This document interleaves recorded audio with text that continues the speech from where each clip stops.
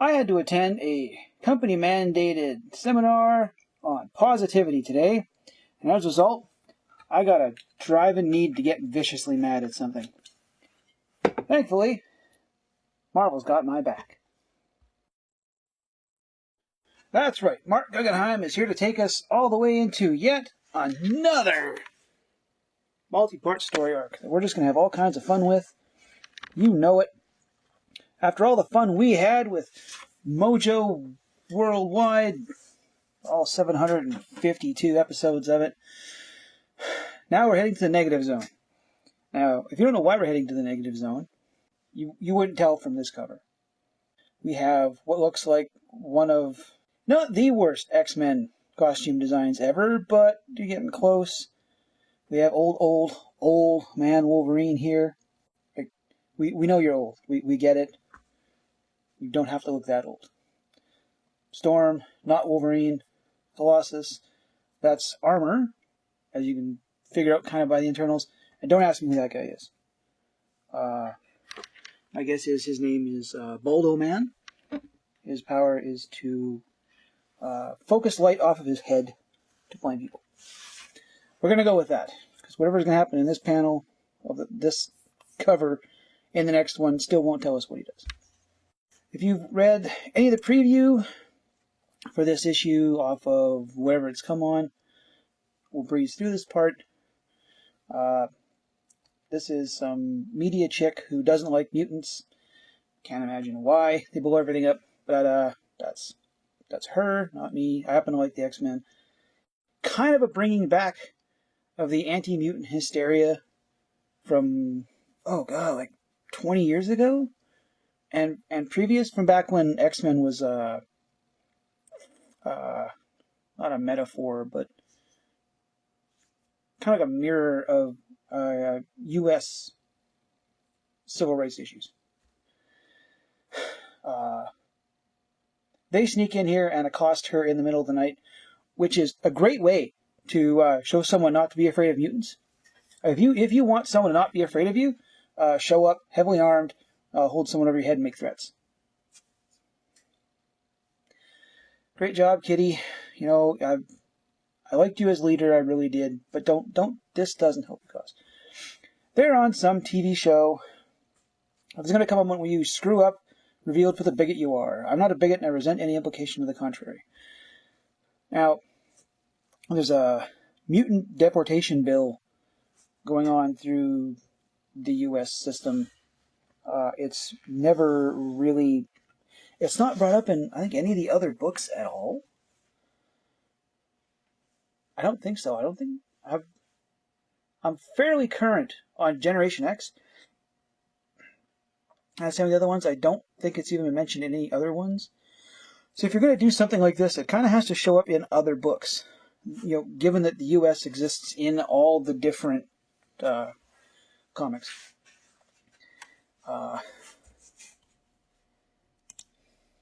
They're whatever kind of set they're on isn't real. Something I'm curious about, can I ask you? Imagine trying to get up in the morning, get dressed, do my job, trying to figure out what's going on between me, blah, blah, blah, words. Spoiler, she hooks up with Petey in this issue. I had to cut some pages out. It finally happens. They finally get together. I'm really hoping that Marvel's wedding of the century that's coming up is her and Petey. I think it's the next logical step in Kitty Pryde's character evolution. I do it all without feeling the need to demonize another group of people. I just don't care that people are different than me because, well, people are different.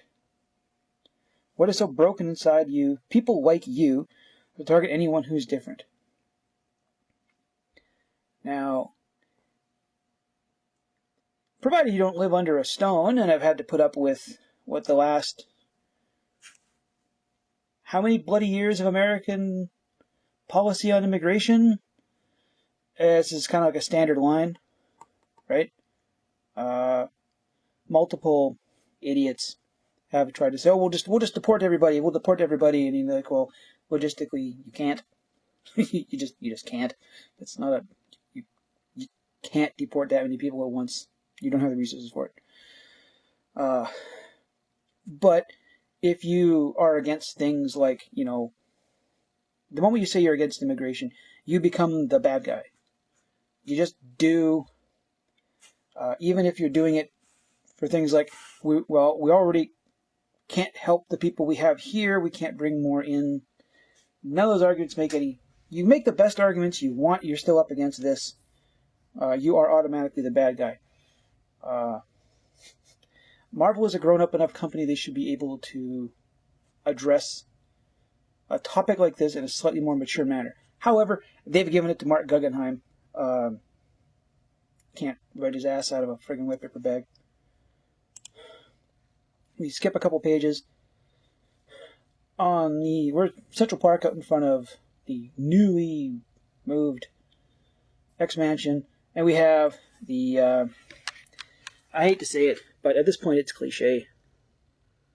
The throng of people, the herd of deliberately diverse groups of people you will always see holding, we love you, we blah blah blah, we this, we that.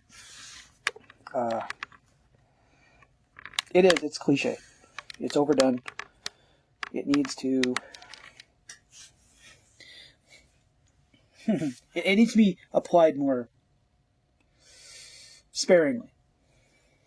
And I say this as someone a Canadian who actually voted Liberal. And I regret it, but still. All happy. I guess probably for the first time, this someone like Wolvie is happy to see people who are there happy to see him. Someone should go say something. Their spokesman, Kitty, is in a hotel room doing things with Peter, which are going to happen off panel. And that's when this happens. Recognize these guys? Recognize them? It is the butcher knife wielding Horde from the planet of people who could not hold off a butcher knife wielding Horde. And I will put a link to my review of, oh god, I think it's like number 11 up here somewhere in this general area. I'll put up a link to it so you can get the backstory for this, just in case you wanted to give a shit about what's going on.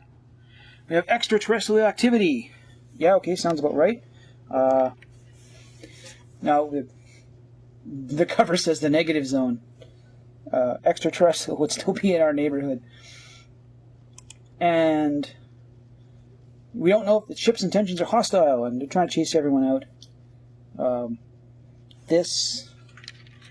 These two panels remain and disperse in an orderly fashion. Do what she says, we're going to start exsanguinating folks. I know Wolvie's testy, but that's a bit too testy.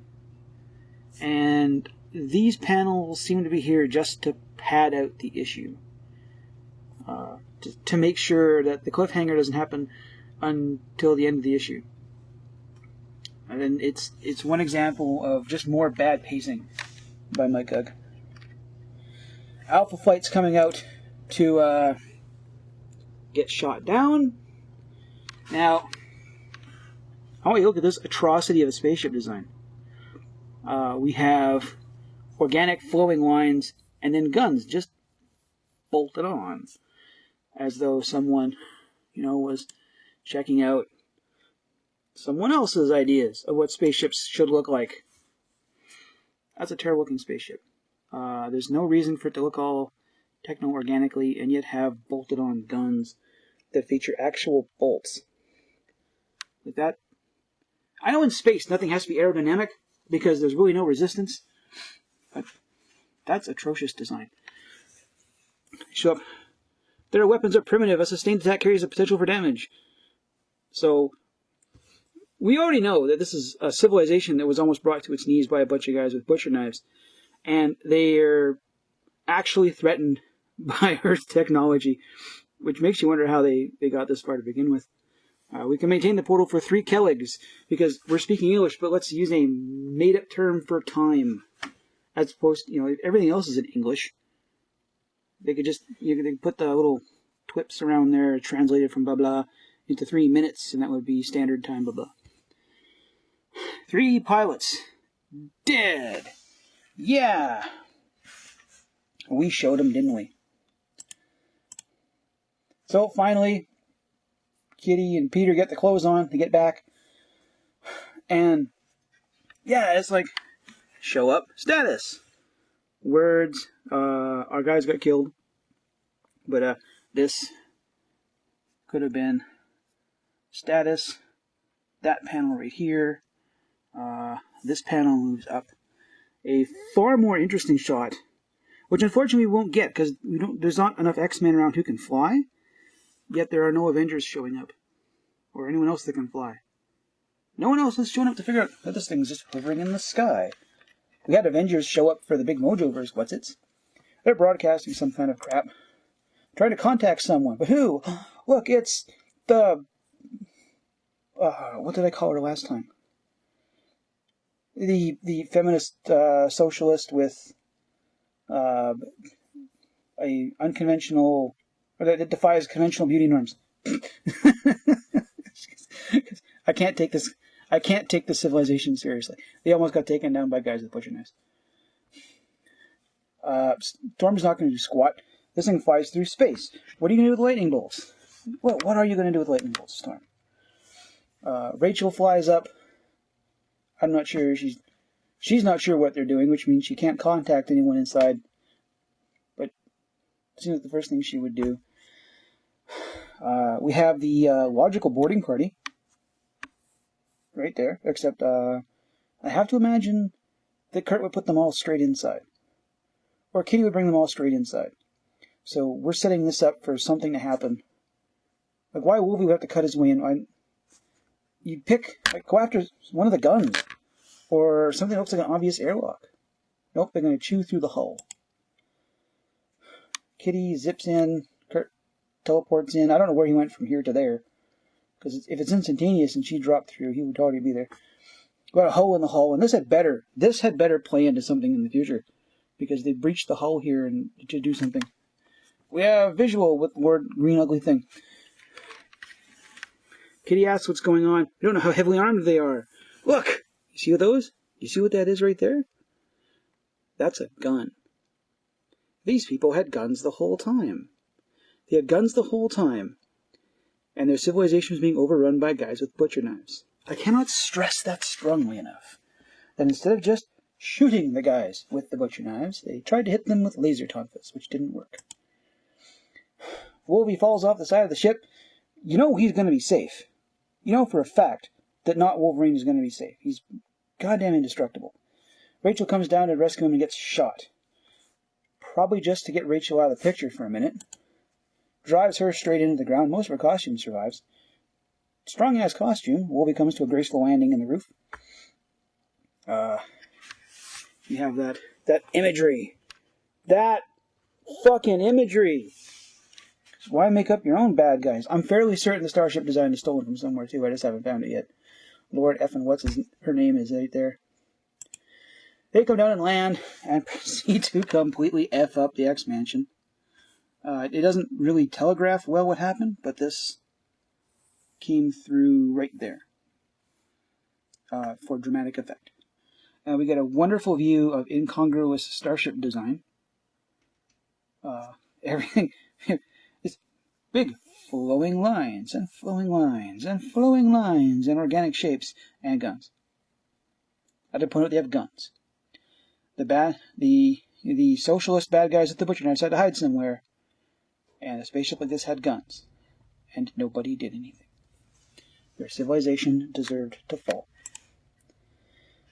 More bad pacing. Petey falls off. They get jarred around inside the ship. This whole panel wasted. All the setup. The ship has landed. This panel goes to here. This panel goes to here. This panel doesn't need to be here. My lord. I feared I would never see you again. That should be... Like, if you're going for emotional value, this should be the panel that got the most screen time. I always knew my beloved Algor would come for me, so we've already, there's no external genitalia. Something weird's going on there. Not going to ask, it's alien biology. That head came out of something that big. Whatever. And they head back into, well, we know they're heading back into the negative zone. Kitty has apparently forgotten she can phase. Kurt has forgotten he can teleport. They accidentally hop a ride on the ship. Wolvie comes to a nice peaceful awakening, thanks to Armor, who you think by now would have figured out not to do that. She spent a lot of time with actual Wolverine to almost get stabbed by not Wolverine. Professor Monroe and Rasputin are all right. Not sure about Miss Gray. It took me a while to figure out, it's like, why are they calling her Miss Gray? And it's like, all right, because she's not Rachel Summers anymore. She's Rachel Gray. I missed an issue somewhere that explained why she did that. Kit and the Elf are still on the ship. We're going to go get them back. We're going to go, swear word, get them back. Ooh, mature book here. That's a mature book. I'm not quite sure. I thought those were actual wings of the house. I guess they're not. It's more damage, more property damage. Kitty already has to figure out, well, she has to figure out how to pay the property taxes on this place. Now she's got to figure out how to deal with the damage and the insurance. Go figure. It seems that would also make Krakatoa mad because he's living on the grounds. And why didn't he show up? Oh, right, because we're not going to use everyone living there because that would require effort. Right. So we're going to the negative zone next issue for the next wonderful... This is going to take like 4 goddamn issues, isn't it? We're drug into yet another story arc.